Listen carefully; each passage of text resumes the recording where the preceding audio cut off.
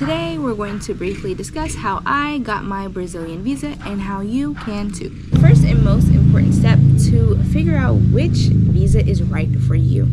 Brazil does offer several categories, but the two most common for someone like you or me, anyone watching this video, would be an e-visa or a visitor's visa. This is a short-term visa for stays of up to 90 days. It's for purposes like tourism, visiting family, or attending business meetings without receiving a salary in Brazil. This is an electronic visa and the application is done online. The next is going to be the Vitem XIV. Okay, this is a retirement or digital nomad visa. This is for remote workers and freelancers who want to live in Brazil for up to 1 year, with possibility of a 1-year renewal. This visa is ideal for anyone working in the US that has a company or has clients outside of Brazil, or anyone who is retiring or retired. Getting your visa is actually quite simple, and they do go to great lengths to help you by sending emails, and there's also a number you can call for help. Regardless of the visa type, you will need to gather a list of required documents. It's a good idea to start this process early, as some documents may take time to obtain if you've lost them or you just need one. Your passport must be valid for the entirety of your stay. For some visas, it must be valid for at least 6 months beyond your entry date. You're going to need a passport style photo, a recent high quality passport size photo with a white background. For the digital nomad visa, you will need to show a minimum monthly income of at least $1,500 US or a bank balance of at least $18,000 US. Also, for the digital nomad visa, you will need a contract from a foreign employer or proof of your freelance work for a company outside of Brazil. For children, you will also need your child's birth certificate, and if traveling without the other parent, you will need a notarized letter of consent. I personally had to fill out the notarized letter of consent. Super easy. Print it out, fill it out, get it notarized. You can do so at the post office or library, or even hire a notary online and have the document available. Next, you're going to want to complete the application.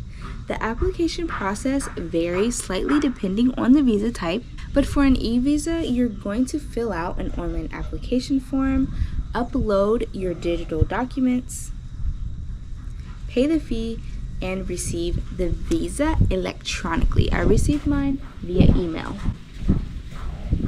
For other visas like digital nomad visa, you may start with an online form, but then you need to submit your documents and potentially attend an interview in person at a Brazilian consulate or embassy in the US. After you fill out the application, all documents have been submitted, you are going to pay the fees and wait for approval. There are application fees that vary depending on the visa type and the specific consulate you apply through.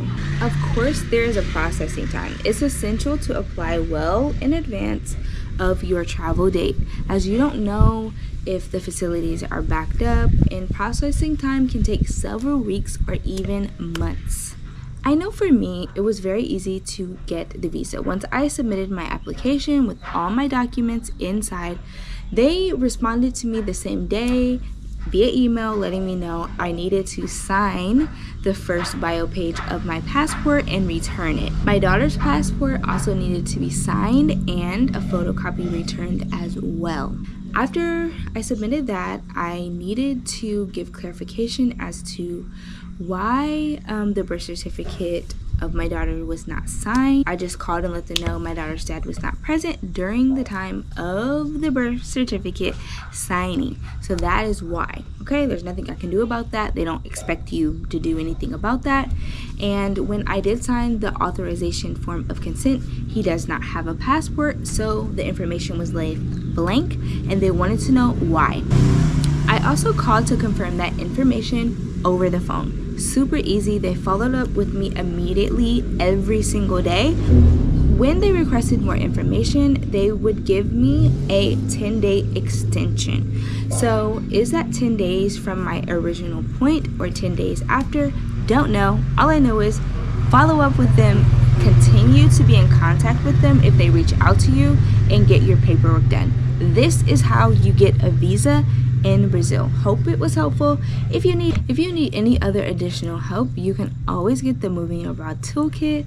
It has the calculator and timeline generator to help you get an actual real live number on how much it would cost for you to move abroad and how long. Okay, see you on the other side.